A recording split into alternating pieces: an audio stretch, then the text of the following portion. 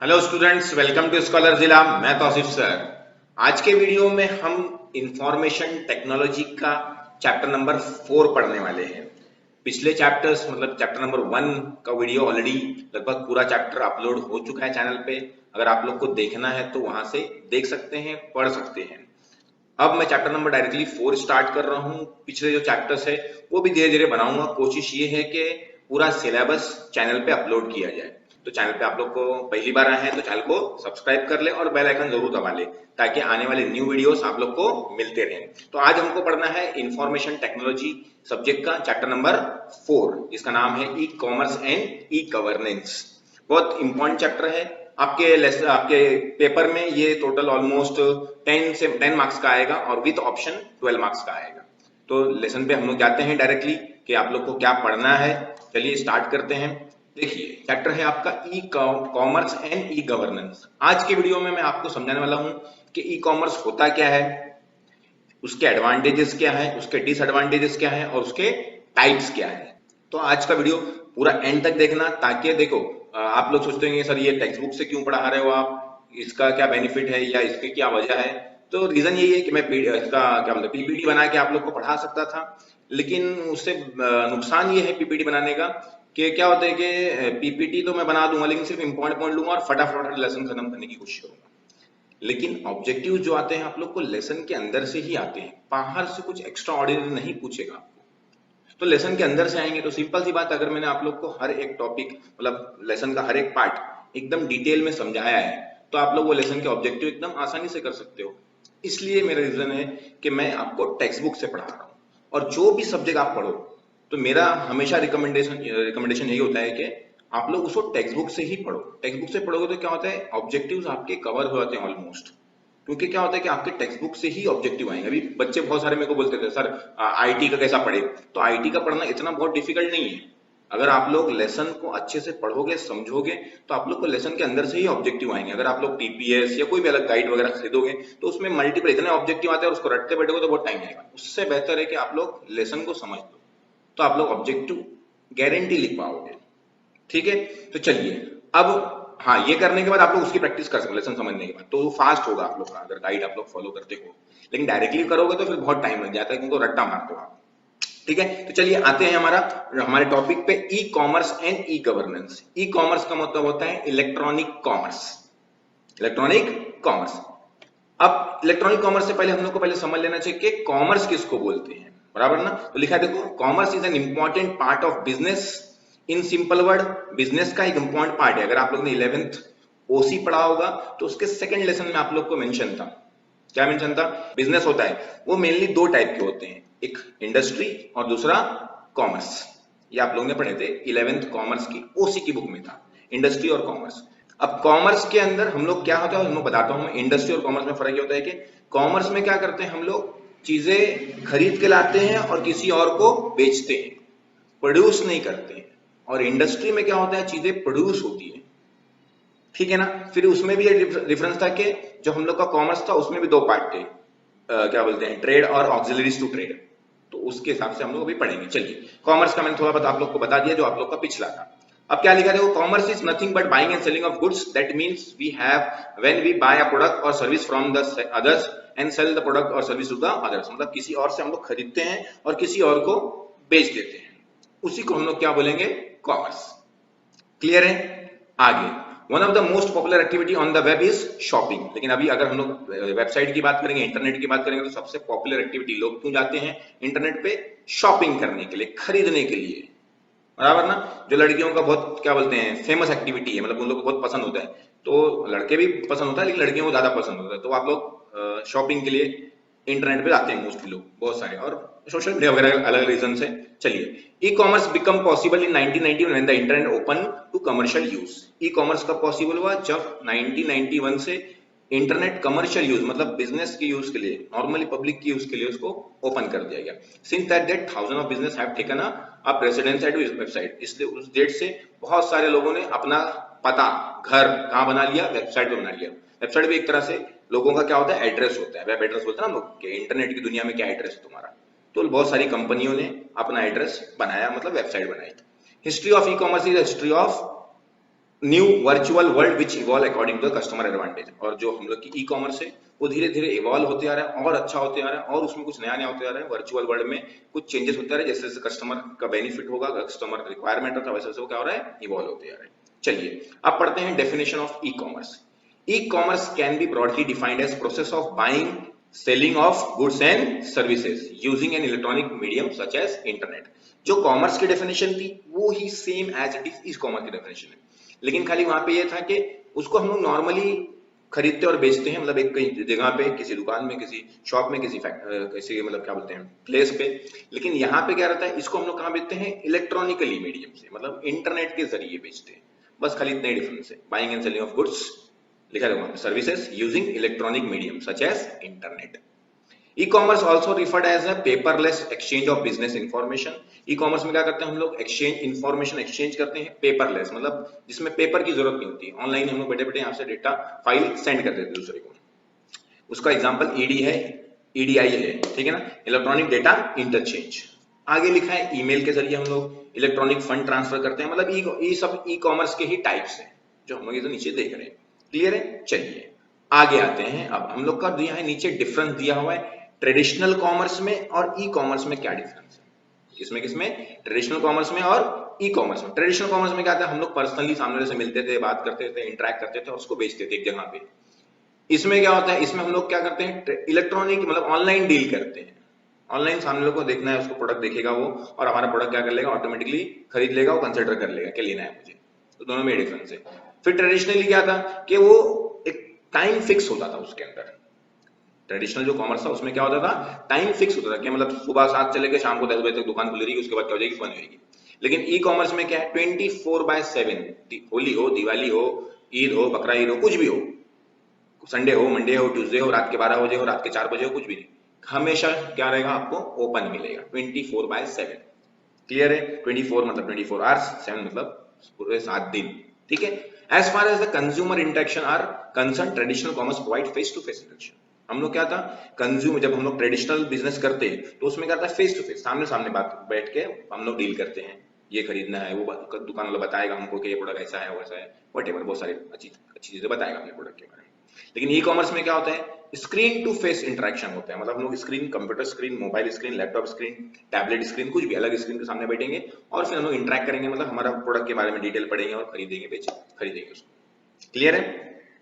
आगे लिखा था कि जो ट्रेडिशनल कॉमर्स है वो सिर्फ एक ज्योग्राफिकल लोकेशन, जैसे अगर समझो मेरा स्टोर मुंबई में है और मुंबई की समझो अंधेरी में है, तो सिर्फ अंधेरी के आसपास के इलाकों को मेरा मेरा मतलब अंधेरी के कितना लोग आएंगे, मुश्किल से 5 किलोमीटर के लोग आएंगे, बहुत ज्यादा आएंगे तो खरीदने के लिए। तो उसका क्या बोलते हैं, जो लोकेशन होता था, मतलब जो उसका रीच होती थी, बहुत क्या होती थी, छोटी होती थी, लिमिटेड होती थी। अब जो ई कॉमर्स आ गया, इसमें रीच क्या हमारी ग्लोबल, यहाँ बैठे बैठे मैं अमेरिका, लंदन, दुबई, सऊदी, कहीं पे भी अपना प्रोडक्ट बेच सकता हूँ।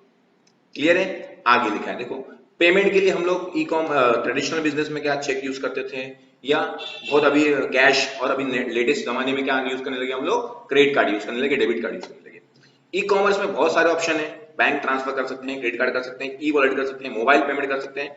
अब ये सेम ऑप्शन जो पेमेंट के हैं वो हम लोग ट्रेडिशनल बिजनेस में भी करते हैं, क्योंकि अभी नॉर्मली कोई भी दुकान पे हो तो गूगल पे या आपका अमेजोन पे जो भी है, अलग अलग चीजें वो भी एक्सेप्ट कर लेता है। चलिए अब क्या होता था, ट्रेडिशनल बिजनेस में ये था कि तुम जैसी ही गुड्स खरीदोगे तुरंत तुम्हारे को गुड्स तुम्हारे हाथ में मिल जाते थे।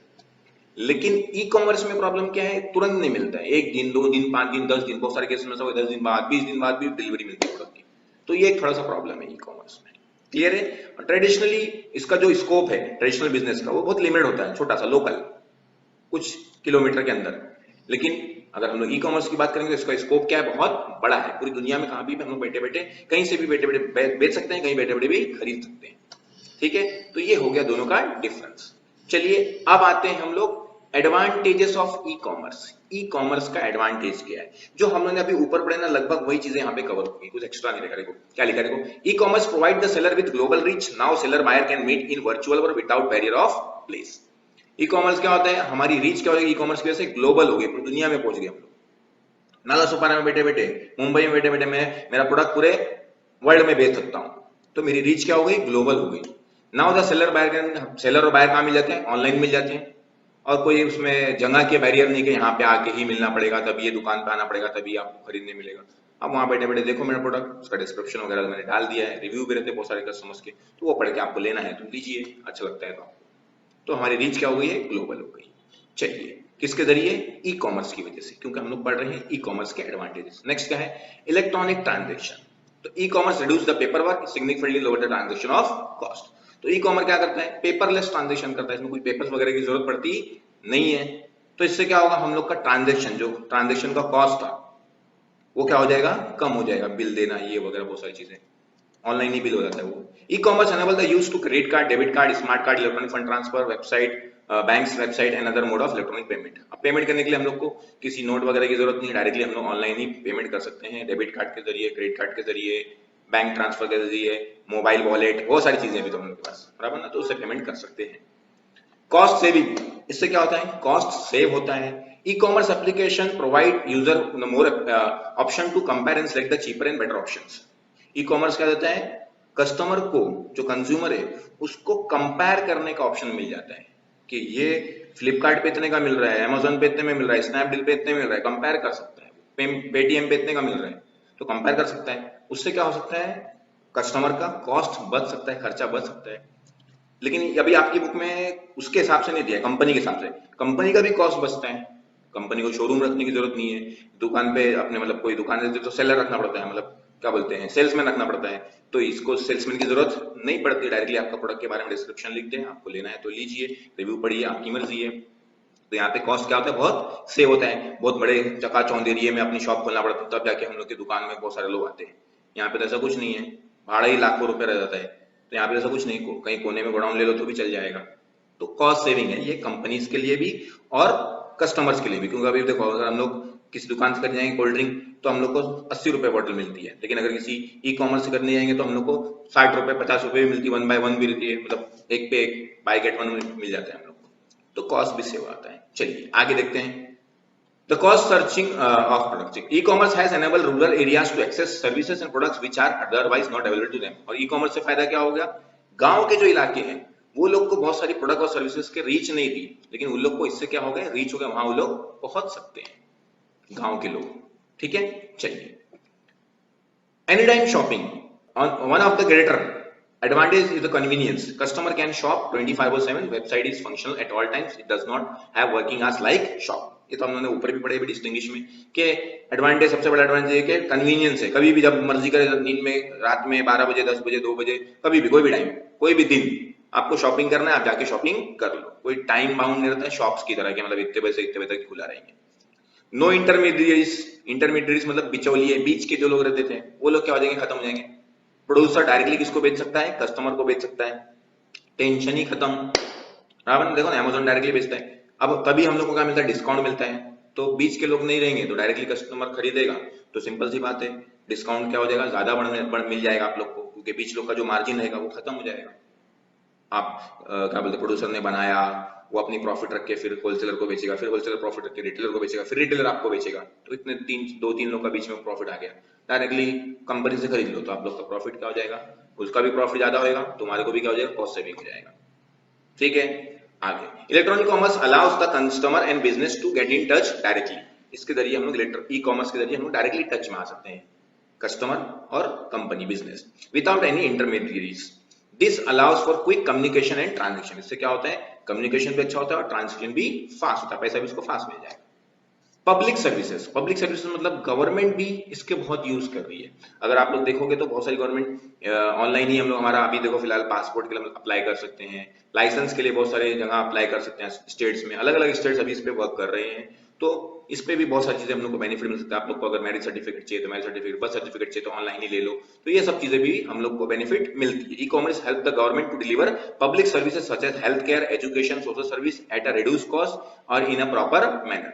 और प्रॉपर मैनर में इसको हम लोग, गवर्नमेंट हम लोग को हमारे पास पहुंचा सकती है सर्विसेज को। क्लियर है, तो ये हो गए कुछ हमारे एडवांटेजेस। अब पढ़ना है हम लोग को डिसएडवांटेजेस ऑफ ई कॉमर्स। क्या पढ़ना है, disadvantages of e commerce. E commerce के कुछ डिसएडवांटेजेस भी है, कुछ नहीं बहुत सारे हैं, लेकिन आप लोग को टेक्स्ट बुक में सिर्फ 3 ही दिया हुआ है। शॉर्ट आंसर में भी आ सकता है, या जो 2 मार्क्स आंसर लिखना था उसमें भी आ सकता है, एडवांटेजेस डिसएडवांटेज वगैरह। तो देखो पहले क्या लिखा है, सेटअप कॉस्ट। अब सिंपल सी बात है, आप लोग को बहुत सारे सॉफ्टवेयर बड़े बड़े हार्डवेयर लगेगा, कंप्यूटर लगेगा, लैपटॉप लगेगा, स्क्रीन लगेगी, बराबर ना, मशीन लगेगी स्कैनिंग वगैरह के लिए, तो वो सब आपको सेटअप के लिए आपको कॉस्ट ज्यादा लगता है। तो लिखा देखो, setup cost of hardware and software and training cost of employees, जो एम्प्लॉय रखोगे आप लोग उसको भी ट्रेनिंग देना पड़ेगी, और फिर कंटिन्यूसली लोग को क्या करना पड़ेगा, जो भी आप लोग क्या बोलते हैं मशीन वगैरह लेके आओगे या हार्डवेयर सॉफ्टवेयर लेके आओगे उसको कंटिन्यूसली मेंटेनेंस करना पड़ता है, मेंटेन करना पड़ता है ताकि वो वर्किंग कंडीशन में रहे। तो ये करना क्या बहुत एक्सपेंसिव रहता है। क्लियर है? नेक्स्ट लिखा है फिजिकल प्रेजेंस। नेक्स्ट क्या है? Physical presence. अभी क्या होता है कि जब हम लोग ऑनलाइन खरीदते हैं तो जब कस्टमर देखो किसी दुकान पे आके खरीदते हैं हम लोग, तो क्या होता है सामने आदमी रहता है, वो हम लोग को बताता है, हम लोग उसको टच कर सकते हैं, प्रोडक्ट को देख सकते हैं कैसा दिखता है कैसा नहीं दिखता है, तो उस हिसाब से हम लोग डिसाइड करते हैं। लेकिन ऑनलाइन हम लोग को समझ में नहीं आता है, बहुत सारे लोग को ऑनलाइन खरीदने में डर लगता है, अरे यार ये प्रोडक्ट ऐसा दिख रहा है लेकिन मंगाऊंगा तो मन पड़ा कुछ भलते ही निकल जाएगा, या वो सेम कलर नहीं मिलेगा, या कलर फेड रहेगा, इस पे बहुत रिच दिख रहा है लेकिन अच्छे कलर दिख रहा है, मतलब एकदम ब्राइट कलर दिख रहा है, लेकिन जब वो आएगा तो घर पे तो उसका कलर अच्छा नहीं रहता है। तो ये सब चीजें प्रॉब्लम होती है। ठीक है, और उसने एग्जांपल लिया देखो, for many types of services like product like interior designing का या ज्वेलरी बिजनेस के अंदर भी ये सब प्रॉब्लम होता है, क्योंकि लोगों को देख के कैसा लग रहा है उसे सामने देख के सीखा जाता है। नेक्स्ट है सिक्योरिटी। सिक्योरिटी का भी प्रॉब्लम है, लोग डरते हैं कि ऑनलाइन मेरा पैसा कोई क्या बोलते हैं चोरी नहीं हो जाए या थेफ्ट नहीं हो जाए, बराबर ना, या कोई क्या बोलते हैं हैक करके मेरा कुछ कार्ड से पैसा मैंने पेमेंट किया लेकिन मेरे जिससे खरीदा उसको पेमेंट जाने के बदले किसी और के पास पेमेंट चले गया, तो ये सब चीजें भी सिक्योरिटी इशू भी होती है। तो security is another area of concern. Credit card theft, identity theft, identity मतलब लोग क्या करते हैं हमारी पहचान को भी बेचते हैं। डेटा जो होता है ना, डेटा चोरी होता है, आप लोग सुने होंगे, तो डेटा चोरी होता है, हमारी पहचान भी बिक जाती है, मतलब उसको हम लोग मतलब मैंने सब चीजें अपनी एड्रेस, अपना mobile number, date of birth, वो सारी चीजें मैंने दिया और वो किसी ने और को बेच दिया, उसने उससे भी पैसा कमाते हैं वो लोग, तो वो चीजें भी इशू है, कस्टमर को उसमें भी डर लगता है, वो भी डिसएडवांटेज है। गुड्स की डिलीवरी। गुड्स की डिलीवरी क्या होता है कि जो प्रोडक्ट मांगा वो प्रोडक्ट मिला, कभी कर सके प्रोडक्ट बहुत बार तुम लोग सुनते हैं कि कुछ मोबाइल मंगाया था पत्थर आ गया, ये वटेवर ऐसे बहुत सारी अलग अलग चीजें स्टोरी सुनने मिलती है हम लोग, तो वो भी एक प्रॉब्लम है गुड्स डिलीवरी का। ये टाइम पे नहीं डिलीवर होता है, ये डिलीवर होता है तो क्वालिटी कम हो जाती है, ये डैमेज रहता है, ऐसी बहुत सारी प्रॉब्लम्स आती है ई कॉमर्स में। तो उसने वहां पे लिखा है देयर में arrive some problem with fulfilment of order. Fulfil करने में प्रॉब्लम हो जाती है। Even after the order is placed then can be problem with shipping. Shipping का प्रॉब्लम है कि आप लोग आपके यहाँ नहीं आएगा या लेट हो जाएगा। डिलीवरी मिक्सअप, एक गुड के बदले दूसरा गुड्स आ गया। This leaves the customer unhappy and dissatisfied. इससे कस्टमर क्या रहता है, अनहैप्पी रहता है और डिससेटिस्फाइड रहता है। तो ये हो गए कुछ डिसएडवांटेजेस। अब हम लोग को पढ़ना है last answer, types of e commerce. E commerce के क्या क्या टाइप है। The most common participant in e commerce business, e commerce are businesses, administration, government and consumer. Most common क्या है, इसमें बड़े बड़े बिजनेस लोग पार्टिसिपेट करते हैं। एडमिनिस्ट्रेशन मतलब गवर्नमेंट की बात कर सकते हैं, जो मैनेजमेंट करते हैं पासपोर्ट वगैरह वो सब गवर्नमेंट है। कंज्यूमर है, कस्टमर भी इसमें पार्टिसिपेट करते हैं। The primary e commerce types are as follows. कुछ टाइप्स हम लोग को दिया है, ऐसे तो बहुत सारे टाइप्स है लेकिन अभी आप लोग को सिर्फ मेरे ख्याल से 4 या 5 दिया हुआ है, तो जरा पहले देखते हैं हम लोग। बिजनेस टू कंज्यूमर, ये तो सबको पता है क्या, business to consumer. Business directly किसको बेचता है, फाइनल कंज्यूमर को बेचता है। तो अमेजॉन, फ्लिपकार्ट, स्नैपडील, पेटीएम, बहुत एग्जांपल हम लोग ले सकते हैं, बराबर ना। तो in B2C model business sell its product directly to customer. Business क्या करता है, अपना प्रोडक्ट डायरेक्टली किसको बेचता है, customer. Customer can view the product shown on the website. Customer website पे प्रोडक्ट देख सकता है। The customer can choose a product, order the same. Customer उसके ऊपर चूज कर सकता है, उसको ऑर्डर कर सकता है। देन वेबसाइट को क्या मिलेगा, एक मैसेज मिलेगा, मतलब वो कंपनी वेबसाइट क्या करेगी, कंपनी को एक मैसेज देगी कि आपका यह प्रोडक्ट पर्टिकुलर प्रोडक्ट उसने मांगा है कस्टमर ने मेल के जरिए, और फिर क्या करेगा कंपनी, जिस कंपनी का आपने प्रोडक्ट मंगाया है उसको वो आप प्रोडक्ट आपको क्या कर देगा, डिस्पैच कर देगा, भेज देगा, बराबर ना। तो the B2C business are online retailers, बराबर ना, मोस्टली क्या है online retailers, Amazon, Flipkart etcetera, इसने लिया हुआ है। क्लियर है। चलिए अब आते हैं हम लोग यहाँ पे, इसमें थोड़ा देखो आप लोगों को साइकिल दिखा हुआ है कि कस्टमर आप लोग बैठे हो, देखो यहाँ पे बैठे हैं, बराबर ना, फिर अपने ऑनलाइन स्टोर पे गए, फिर प्रोडक्ट ऑफर देखे आपने, पेमेंट किए, एक्सपीडिएट हुआ, मतलब उसमें चेक हुआ कि मतलब कौन सा प्रोडक्ट है, फिर डिलीवरी हो गई आपको। तो ये उसने दिखाया है कि ऑनलाइन स्टोर दिखाया है, ई कॉम B2C का। ठीक है, चलिए नेक्स्ट, बिजनेस टू बिजनेस। इसमें क्या होता है, बिजनेस टू बिजनेस। देखो अमेजॉन बिजनेस भी आता है, बराबर ना, कि बिजनेस वाले लोग डायरेक्टली क्या करते हैं, अमेजॉन से खरीदते हैं। तो अमेजॉन भी बिजनेस है, बिजनेस वाले लोग भी उससे खरीद रहे हैं। बिजनेस टू बिजनेस, बिजनेस क्या करता है, दूसरे बिजनेस से खरीदता है। In a business to business model, business sell is product to an intermediate buyer who then sell the product to the final consumer. Business क्या करता है, एक दूसरे इंटरमीडिएट बायर को बेचता है, फिर वो किसी और को बेचता है। हाँ, जैसे मैंने तुम्हारे को अमेजॉन बिजनेस का एग्जांपल लिया, बड़े बड़े बिजनेस वाले डायरेक्टली अमेजोन से खरीदते, फिर वाया कस्टमर को बेचते। ठीक है। An example, a wholesaler place an order from a company's website after receiving the consignment, sell the goods to the final customer who come to buy the product at one of a retail outlet. एक wholesaler है, उसने क्या करा, उसके wholesale करता है goods को, वो क्या करा, गुड्स किससे खरीदा, किसी कंपनी से, बिजनेस से प्लेस किया उसने ऑर्डर ऑनलाइन बैठे बैठे, और उसको गुड्स आई, फिर वो क्या किया, उसने किसी और रिटेलर को बेचा या कस्टमर को बेचा, जैसी उसकी मर्जी है। तो बिजनेस वाले ने बिजनेस से खरीदा, तो इसको बोलते हैं बिजनेस टू बिजनेस। बराबर है। टाटा टेलीकम्युनिकेशन का एग्जांपल उसने लिया है। क्लियर है। चलिए आगे, नेक्स्ट है कंज्यूमर टू कंज्यूमर। नेक्स्ट क्या है, कंज्यूमर टू कंज्यूमर। ये हम लोग मोस्टली बहुत लोग यूज करते हैं जो ऑनलाइन दुनिया में रहते हैं। In C2C, consumer help consumer to sell their assets like residential property, cars, motorcycle etcetera. इसमें कस्टमर को ही हेल्प करता है, कंज्यूमर को हेल्प करता है कि उसका प्रोडक्ट बिक जाए और कस्टमर ही उसको खरीद लेता है। एग्जांपल हम लोग ले सकते हैं OLX, सबसे बड़ा एग्जांपल, कस्टमर ही कस्टमर को बेचता है, बराबर ना। तो इसी मॉडल को बोलते हैं C2C, कंज्यूमर टू कंज्यूमर। यहाँ पे लिखा देखो, और rent a room by publishing their information on the website. Website उसको चाहिए रूम किसी को भाड़े पे देना है, तो उसने अपना एडवर्टाइजमेंट दे दिया, मुझे भाड़े पे चाहिए था, मैंने उसको देखा और उसके बात कर लिया कि मुझे ये भाड़ा है, आपको अच्छा लगता है तो आप लोग ले सकते हो, बराबर ना। तो उससे मैं अपना बात करके भाड़े पे रूम ले सकता हूँ। वेबसाइट आगे लिखा देखो, वेबसाइट्स में और may not charge the consumer for its services, for example OLX Quikr online auction. तो बहुत सारे ऐसे एग्जांपल है, जैसे वेबसाइट है OLX पे आपको कोई पैसा नहीं देना पड़ता है। हाँ, अगर आप लोग को अपना एड टॉप पे दिखाना है, ऊपर दिखाना है, तो आप लोग को पैसा देना पड़ेगा। लेकिन अगर आप लोग को नॉर्मली अपना प्रोडक्ट खाली ऑनलाइन डाल के बेचना है तो बेच सकते हो। OLX पे बिकता है, क्विकर पे भी बिकता है, बराबर ना। तो एकदम सिंपल सा एग्जांपल है, आप लोग को पता है ये।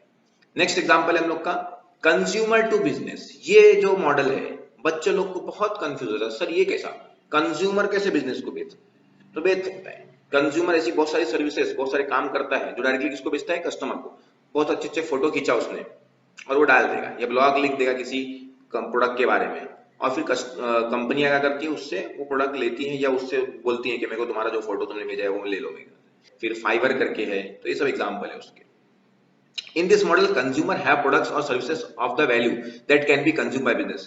कस्टमर के पास यहाँ पे कुछ प्रोडक्ट होता है या सर्विस होती है जो बिजनेस क्या करेगा, उसको कंज्यूम करेगा। For example, the comparison of interest rate of personal loan and car loan provided by the various banks via website. उसने क्या बोला, इंटरेस्ट रेट का कंपैरिजन लिखा है, बैंक लोन का या तो मतलब पर्सनल लोन का या कार लोन का, अलग अलग बैंक के जरिए। A business organisation who fulfil the consumers requirement within the specific budget, ऐसी ऑर्गेनाइजेशन जो उसके कंज्यूमर की रिक्वायरमेंट पूरी करेगी। Approaches the customer and provided services, और फिर कस्टमर को अप्रोच करेगी और उसको क्या करेगी, सर्विस प्रोवाइड करेगी। इसका एग्जांपल देखेंगे तो आप लोग पॉलिसी बाजार करके, अगर आप लोग को इंश्योरेंस खरीदना तो आप लोग उसकी रिक्वायरमेंट डालो, फिर जिस कंपनी की रिक्वायरमेंट आप लोग को अच्छी लगेगी वो कंपनी आपसे कांटेक्ट करेगी कि आप मेरा इंश्योरेंस लीजिए। तो ऐसा भी होता है, ठीक है। Approaches the customer and provided service, फिर कस्टमर को क्या करती है, अपनी सर्विस प्रोवाइड करती है। A blog can be written on author by author for a business, ठीक है। ब्लॉग लिखते हैं हम लोग, रिटर्न राइट करते हैं, ऑथर जो लिखता है ब्लॉग वो, business to improve sales of the product eBay, बराबर ना। तो वो ताकि क्या करे, प्रोडक्ट क्या हो जाए, उसका ज्यादा सेल बढ़ जाए। इस बिजनेस की बात चल रही है, मैं इधर बैठे बैठे ब्लॉग लिखूंगा ताकि क्या हो, ईबे का सेल क्या हो, बढ़े। तो मैं यहाँ पे बैठे बैठे ब्लॉग लिख रहा हूँ कुछ किसी प्रोडक्ट के बारे में, ईबे के बारे में, तो मेरे ब्लॉग के जरिए क्या होगा, ईबे का सेल बढ़ेगा, कि ईबे की तारीफ करूंगा या जो भी उसके बारे में बेनिफिट्स लिखूंगा, एडवांटेज डिसएडवांटेज लिखूंगा, तो उससे क्या होगा, ईबे का सेल बढ़ेगा। तो ये हो गया कंज्यूमर टू बिजनेस। क्लियर है। तो ये हो गए कुछ टाइप्स ऑफ ई कॉमर्स। तो वीडियो आप लोग को समझ गया, उम्मीद करता हूं समझ गया होगा। वीडियो में अगर अच्छा लगा हो तो लाइक करना, कमेंट करना और अपने दोस्तों से जरूर शेयर करना, क्योंकि आने वाले दिनों में पूरा चैप्टर भी अपडेट करूंगा मैं, और जितना भी सिलेबस है आपका, कोशिश करूंगा आईटी का जितना भी सिलेबस है आप लोग को कंप्लीटली ये चैनल पे लाने की कोशिश करूंगा। और क्या बोलते हैं, आप लोग जितना हो सके उतना ज्यादा वीडियोस को शेयर कीजिए ताकि चैनल को ग्रो करने में मुझे मदद मिले। वापस से एक बार रिपीट करता हूं कि मैं इससे इसलिए पढ़ा रहा हूं कि आप लोग को ऑब्जेक्टिव इसी में से आते हैं, तो आप लोग को इसको सॉल्व करने में आसानी होगी। अब जब चैप्टर खत्म हो जाएगा ना, तो मैं आप लोग को बताऊंगा, या आप लोग अभी भी पढ़ सकते हैं ऑब्जेक्टिव्स में जाके पीछे पार्ट में, कि आप लोग ने पढ़े और आप लोग को क्या फायदा हुआ उससे। देखना है आप लोग को, तो मैं थोड़ा बहुत आप लोग को दिखा सकता हूँ। यहाँ पे देखिए, आप लोग जब नीचे आएंगे चैप्टर के एंड में, तो यहाँ पे आप लोग को जब ऑब्जेक्टिव दिखेगा, जैसे यहाँ पे देखिए, ई कॉमर्स स्कोप इज, तो इस ई कॉमर्स का स्कोप क्या है, ग्लोबल, हम लोगों ने पढ़े थे। तो ये सब चीजें आप लोग को खुद ही आने लग जाएगी, आप लोग को टेंशन नहीं आएगा। तो वीडियो देखने के लिए बहुत बहुत शुक्रिया, मिलते हैं अगले वीडियो में।